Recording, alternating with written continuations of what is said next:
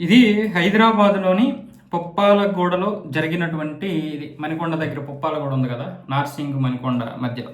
అక్కడ ఒక ఇంట్లో వాషింగ్ మెషిన్ పేలిపోయింది.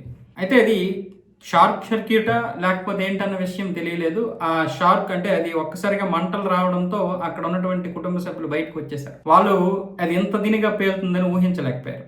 ఈలోగా స్థానికులు అక్కడ ఉన్నటువంటి వారు ఫైర్ స్టేషన్‌కి ఇన్ఫార్మ్ చేశారు. 112కి ఇన్ఫార్మ్ చేస్తే అది రావడానికి గంట సమయం పట్టేసింది. ఈలోగా అది ఒక టపాసులు ఏదైతే ఒక కంపెనీ ఉంటదో అక్కడ ఎక్కువగా టపాసులు ఉంటే ఎలా పేలుతుందో అలా పేలింది.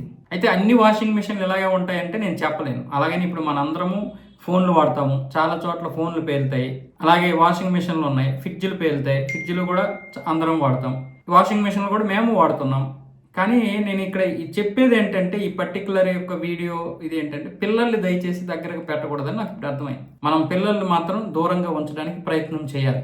ఇంత దారుణంగా పేలుతుందంటే అది కంపెనీ ఏంటో మనకు తెలియదు. అయితే కరెంట్ షార్ట్ సర్క్యూట్ విషయంలో కూడా మనం చాలా జాగ్రత్తగా ఉండాలి. అది ఈ కరెంటు చిన్న చిన్న లూజ్ ఉన్నా సరే అది కూడా ప్రమాదకరమే. ఏదైనా జరగరాని జరిగితే పరిస్థితి ఫోన్లు పేలితేనే చనిపోతున్నాం. మన బ్రతుకులు చాలా బలహీనం. కాబట్టి ఈ విషయంలో దేని గురించి ఏంటి ఎందుకు ఇది జరిగింది అనేది నేను ఏదైనా తెలిస్తే మీకు చెప్తాను నెక్స్ట్ వీడియోలో.